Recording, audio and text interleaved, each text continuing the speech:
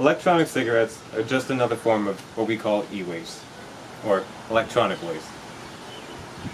Other devices include computers, keyboards, anything electronic.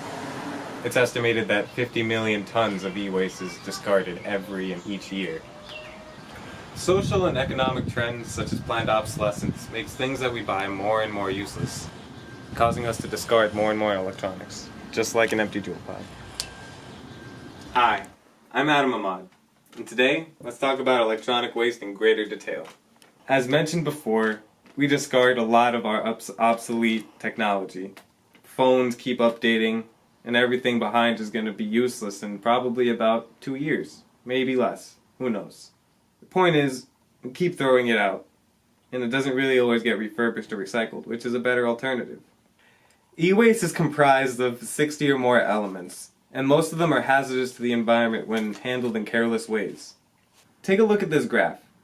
You'll notice that China and the US, two heavy industrial countries, are the top leading contributors to e-waste, with Japan and India coming in at the 3rd and 4th place.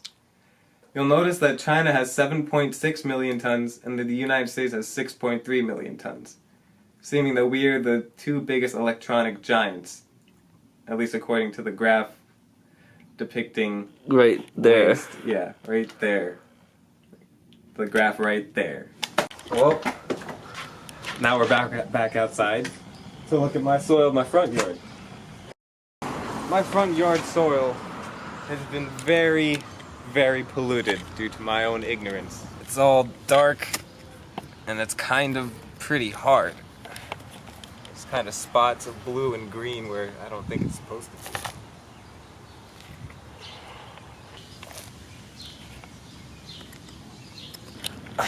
Let's go to the backyard now. So you can notice from at first glance it already looks darker. It looks like it could contain more moisture. It's softer. The touch, at least from the top layer. I'll have to dig into it.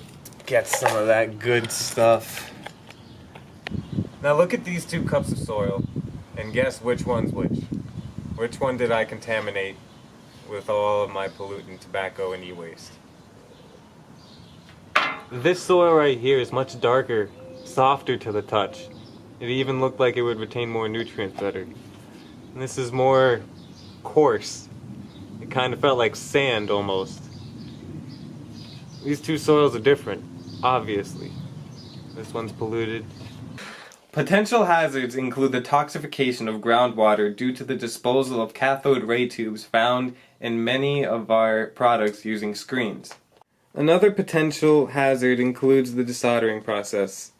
After the computer chips are desoldered, the waste products are then discharged into rivers and can be passed on through the air and even the soil. After products are incinerated, fluids such as brominated flame retardant are cast into the surrounding stream systems, affecting the food chain for other ecological systems. So now that we know what we know about e-waste, how do we go about fixing this problem? We can try not buying into planned obsolescence and trying to use our products as long as possible. That means buying into refurbishing products, which may actually be better for our environment since we're not just discarding these products, we're actually trying to repair them and then put them back on the market. Another way is finding out your closest and most local e-waste drives.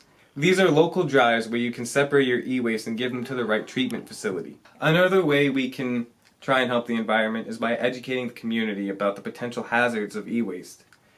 As you saw with my soil, it can only get worse and worse from that point. It's petrified and not clean. That's what we need. We need clean soil. So please, take what you know about e-waste and clean the earth. Out here in my jewel pods out here all the time, and as a result we had to redo it, but it's still pretty messed up. It's all dark and it's kind of pretty hard. There's kind of spots of blue and green where I don't think it's